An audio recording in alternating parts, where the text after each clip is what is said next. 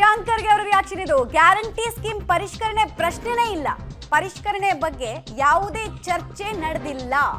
ಇದು ಸಚಿವ ಪ್ರಿಯಾಂಕ್ ಖರ್ಗೆ ಅವರು ಕೊಡ್ತಾ ಇರುವಂತಹ ಸ್ಪಷ್ಟನೆ ಆಗ್ತಾ ಇದೆ. ಒಂದ್ ಕಡೆಗೆ ಡಾಕ್ಟರ್ ಜಿ ಪರಮೇಶ್ವರ್ ಅವರು ಹೇಳ್ತಾ ಇದ್ರು ಗ್ಯಾರಂಟಿ ವಿಚಾರವಾಗಿ ಚರ್ಚೆಗಳು ಆಗ್ತಾ ಇದೆ ಅಂತ. ಇಲ್ಲಿ ನೋಡಿದ್ರೆ ಪರಿಷ್ಕರಣೆ ವಿಚಾರದಲ್ಲಿ ಯಾವುದೇ ಚರ್ಚೆ ಆಗಿಲ್ಲ ಅಂತ ಹೇಳ್ತಿದ್ದಾರೆ. ಮಾತುಕತೆನೂ ನಡೆದಿಲ್ಲ, ಅದು ಆಲೋಚನೆ ಕೂಡ ಸರ್ಕಾರದಲ್ಲಿ ಇಲ್ಲ.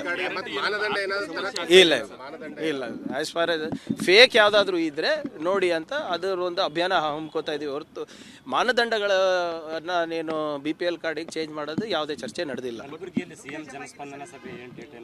ಈಗ ಸ್ವಲ್ಪ ಅದು ನಾನು ಯಾಕಂದರೆ ಸಾಹೇಬರು ರೀಜನಲ್ ಸ್ಪೆಸಿಫಿಕ್ ಆಗಿ ಜನಸ್ಪಂದನ ಮಾಡಬೇಕು ಅಂತ ಇದ್ದಾರೆ.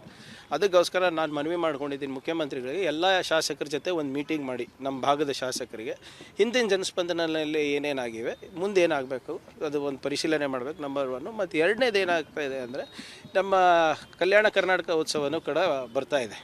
2 ದೊಡ್ಡ ಪ್ರೋಗ್ರಾಮು ಸೆಪ್ಟೆಂಬರ್ 17 ಮತ್ತು ಜನಸ್ಪಂದನ ಮಾಡಿದ್ರೆ ಸ್ವಲ್ಪ ಅಧಿಕಾರಿ ಮೇಲೆ ಒತ್ತಡ ಬೀಳ್ತದೆ. ಹೇಗೆ ಮಾಡೋದು ಅಂತ ಕೂಡ ಚರ್ಚೆಗೆ ಪ್ರಿಯಾಂಕ್ ಖರ್ಗೆ ಅವರ ರಿಯಾಕ್ಷನ್ ಅನ್ನ ಗಮನಿಸ್ತಾ ಇದ್ರಿ. ಗ್ಯಾರಂಟಿ ಸ್ಕೀಮ್ ಪರಿಷ್ಕರಣೆ ಪ್ರಶ್ನೆನೇ ಇಲ್ಲ ಅಂತ ಅವರು ರಿಯಾಕ್ಷನ್ ಕೊಟ್ಟಿದ್ದಾರೆ. ಸೊ ಒಬ್ಬೊಬ್ರು ಸಚಿವರು ಒಂದೊಂದು ರೀತಿಯಾಗಿ ಅಭಿಪ್ರಾಯವನ್ನ ಹೊರ ಹಾಕೋದಕ್ಕೆ ಮುಂದಾಗ್ತಾರೆ. ನಾನು ಆಗ್ಲೇ ಹೇಳ್ತಾ ಇದ್ದೆ, ಅನ್ನ ಬೆಂದಿದ್ಯಾ ಅಂತ ನೋಡುವಂತಹ ಪ್ರಕ್ರಿಯೆಗೆ ಕಾಂಗ್ರೆಸ್ ನಾಯಕರು ಮುಂದಾಗ್ತಾ ಇದ್ದಾರೆ. ಎಲ್ಲರ ಅಭಿಪ್ರಾಯಗಳನ್ನ ಸಂಗ್ರಹಿಸಿ ಏನ್ ತೀರ್ಮಾನವನ್ನ ಕೈಗೊಳ್ಬಹುದು ಆಗಸ್ಟ್ 22ನೇ ತಾರೀಕು ಅಷ್ಟೊತ್ತಿಗೆ ಅಂತ ಮಾನಸಿಕವಾಗಿ ರಾಜ್ಯದ ಜನರನ್ನು ಸಿದ್ಧ ಮಾಡ್ತಾ ಇರೋ ಹಾಗೆ ಕಾಣಿಸ್ತಾ ಇದೆ.